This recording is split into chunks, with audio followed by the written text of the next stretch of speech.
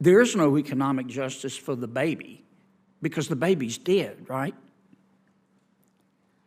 I wouldn't refer, I don't really know how to answer your question. I would, You know, I would refer to was a the baby fetus. dead or alive?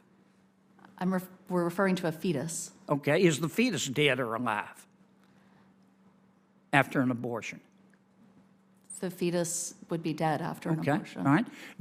If the mother is healthy and the baby is healthy, do you support abortion up to the moment of birth? So I think that's a really hard question to answer because that just doesn't happen. You're asking me about something that simply doesn't happen. Well, it's legal. I will tell you It's legal in Vermont, New Jersey, Oregon, Colorado, New Mexico, Alaska, and the District of Columbia, and the Loon wing of the Democratic Party supports abortion up to the moment of birth. I will tell you as a person, I haven't personally had an abortion, and I will also tell you as a person looking at the evidence around me and understanding how complex the decisions are that people face. Okay. I'm just simply uncomfortable I got to move on, thinking that there's a Professor, 'cause simple I don't think answer you're that going to applies answer to my everyone. question. I trust women and their healthcare providers. It's real simple. You either support abortion for a healthy mother and baby up to the moment of birth, or you don't. I think it was Senator Kennedy came to this hearing knowing that there was going to be a mother here who had to make the difficult decision to terminate a 20-week pregnancy, and he decided it was in his best interest to show a 21-week fetus, and his testimony was nothing but fear-mongering. My name is Allie Phillips, and I live in Clarksville, Tennessee. My husband, Brian, works for a forklift company, and I run a small daycare out of our home. Together, we are raising Allie, my 6-year-old daughter. We are not a wealthy family. We work hard to pay our bills on time each month. I spent the first several years of Adelie's life as a single mom, working 3 jobs while also finishing up my bachelor's degree. Brian, Adelie, and I were so excited to learn that I was pregnant in the fall of 2022, and even more thrilled to find out that we were having a little girl, Miley Rose. Everything was going perfectly until the day of my routine anatomy scan. At 19 weeks, when my doctor told us that they had found multiple concerning fetal issues. Several days later, as I waited to meet with the fetal specialist, I had no way of knowing that the next 10 minutes would change my life forever.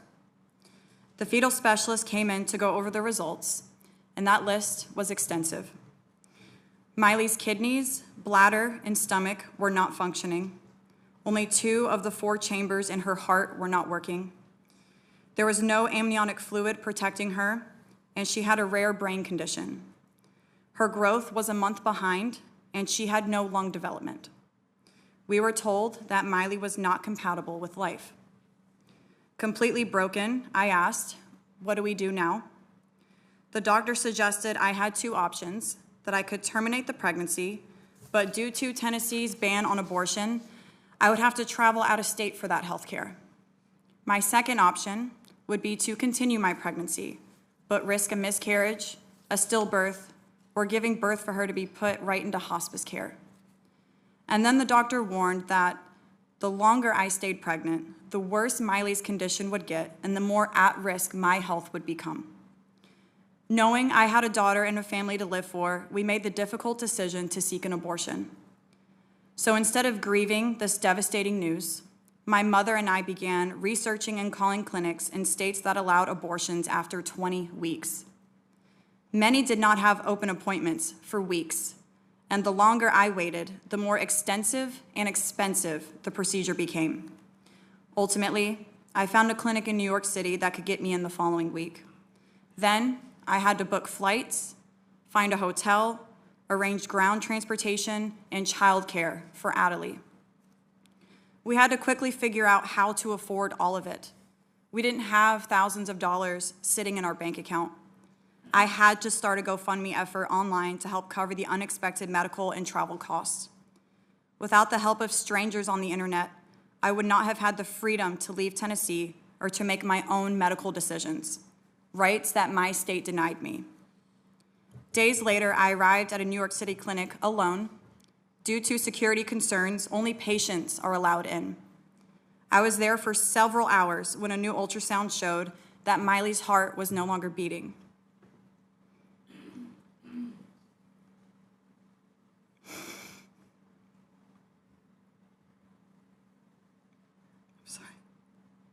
Take your time.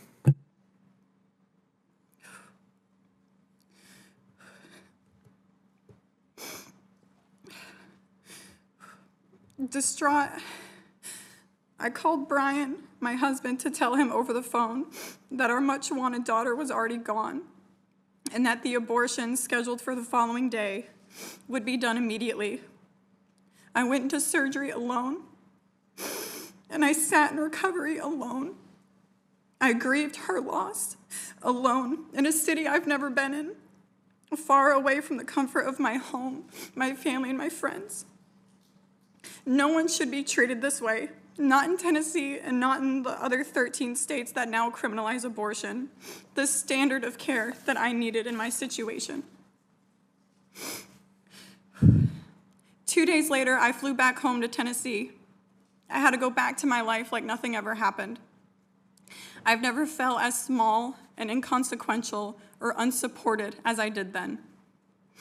I was so depressed that I couldn't go to work for another week after we got back, and altogether, Brian and I lost 3 weeks of pay, which is rough for a family that lives paycheck to paycheck. My parents had to help us pay our bills the following month so we didn't lose our home. We want to have another child, but we're terrified because Tennessee still bans abortion and criminalizes doctors for providing essential health care for pregnant patients. Thank you for letting me honor Miley's memory by sharing our story today. Millions of people live under these laws just like Tennessee's, and I know that I was lucky to get the care I needed, but no one should have to rely on luck to get essential health care. We must have a federal right to access the health care we need, no matter where we live or how much we earn. Thank you. Thank you very much, Mrs. Phillips. Professor Myers, you are here at the invitation of my Democratic colleagues, is that right? That's correct. Okay. In his opening statement, my good friend Senator Whitehouse said, I want to quote, reproductive justice is economic justice, close quote. Do you agree with that? I might, as an economist, use the word rights, but yeah, I do agree with that. Okay. That's not true for the baby, is it? Well, first of all, I would refer to a fetus, not Yeah, a baby. but that's, well, a fetus. I refer to it as a baby. That's not true for the baby, is it? The evidence that I presented to you, Senator Kennedy, was evidence about measurable effects on the lives of women, families, Right, I and got children that who were part, but that's born. not true for the baby, is it? I'm sorry, I don't really understand Well, it's the not question. true. Let me put it, let me be Let clearer. me I'm back sorry. up. As an economist, I measure effects using data. I'm not here to talk about ethics, assignment of personhood. That's not my Well, but you said role. you agreed with the chairman's statement that reproductive justice is economic justice. There is no economic justice for the baby because the baby's dead, right? I wouldn't refer. I don't really know how to answer your question. I would. You know, I would refer to was a the baby fetus. dead or alive? We're referring to a fetus. Let's take a baby at 21 weeks. Hold up, Mark. This is a baby at 21 weeks, okay? The baby can feel pain, right? Yes, And the baby's pretty developed, right? yes. And do you know the name of the procedure that the doctor would use to abort that baby at 21 weeks? I'm not a doctor, but I believe it's a DNR, It's called dilation and evacuation. Is that right? as far as I understand, yes. Yeah. And first, the doctor would dilate the cervix, and then the doctor would take what's called the doctor would call it a Sofer clamp. It's really a pair of pliers with sharp teeth on the end. And without giving the baby any pain medication, the doctor would go through the vagina, through the uterus, and start tearing the baby apart. Is that right? As far as I understand the procedure. Yeah, and she might start with the legs and pull them out, and the arms and pull them out, right? And then she might go for the heart or the spine and just pull the baby out piece by piece. Is that right? Without giving the baby pain medication. That's what I understand the procedure to be. Okay, but then you got to get the head out. The baby's dead, but maybe not. Maybe it's still in pain, but then you got to get the head out. And even with the cervix dilated, you got to get the head out, which is hard. So then the doctor would go in and use those pliers to crush the baby's head. Is that right? As far as I understand. And then she'd pull the head out, the crushed skull out, right? Senator Kennedy, your time has expired here. Well, you and gave Senator the Stabenow is others waiting. plenty of time, Mr. Chairman. Just letting you know, your time's expired. You have Okay. other senators waiting. Well, I was waiting when you were letting others. I'm sorry you don't want to hear about what happens. No, I don't think anybody in else an is actual going- I don't think abortion, anybody but else I has gone thought that over. was what we were here to talk about. No one else has gone over. Some of the witnesses went a little bit long, but on both sides. So I thought we were here trying to about control that. protecting mothers and killing babies. I'm going to turn to Senator Stabenow and Ms. I'm sorry Phillips. you don't I'm wanna sorry hear that it. this had to take Like we've place got in a front of whole you. roster here. My apologies. I know it's ugly, but it's Thank the you, truth, Mr. Chairman. Mrs. Phillips, I'm so sorry you just had to hear that, particularly as you're talking about the 1 year of anniversary of what you had to go through. It was shameful, and I'm very, very sorry. No one here should be judging you or any other woman who has to make decisions based on their life and what's happening in their pregnancy. And so, thank you so much for being here. So now you've experienced a Senate hearing, lots of things have been said, and so I just want to give you the opportunity as we close. I may be the last senator to ask questions.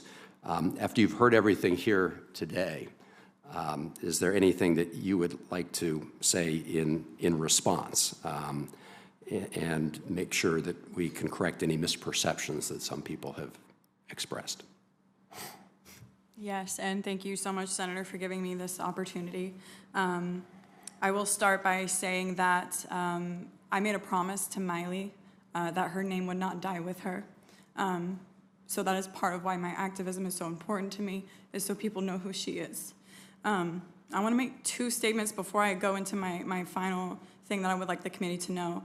I think it was Senator Kennedy came to this hearing knowing that there was going to be a mother here who had to make the difficult decision to terminate a 20-week pregnancy, and he decided it was in his best interest to show a 21-week fetus. And his testimony was nothing but fear-mongering. From my experience, that was not my experience, what he was trying to persuade. Also, Mrs. Call, to answer your question to what he had asked, my procedure was an abortion. It is on my medical paperwork that I had an abortion, even though my daughter was deceased. It's not back and forth. An abortion is a medical procedure, whether that fetus is deceased or not. But I would like to ask the committee to remember my story and to remember that I'm one of thousands, if not millions, of people in this country that need or needed abortion access, and to remember that it's not black and white and one size does not fit all. We can't be putting politics into healthcare decisions, and also to remember these facts, that abortion access is essential healthcare, no matter how you want to look at it. It's essential healthcare for so many. And exceptions don't work. I'm a living testimony to that. Tennessee had a very vague exception to protect the life of the mother. My life was at risk, and I did not qualify. I would ask the committee to consider passing a law that allows access without exception, just all across the board. Because when someone needs health care, they should be able to receive that health care when they need it and not have to navigate the hurdles like I did. Because like I said, I don't know if I made it to New York, if I would be here with you today. So I'm very thankful for the opportunity that I was given to get to New York, and now this opportunity to fight back against the extreme bans that we're facing in many states.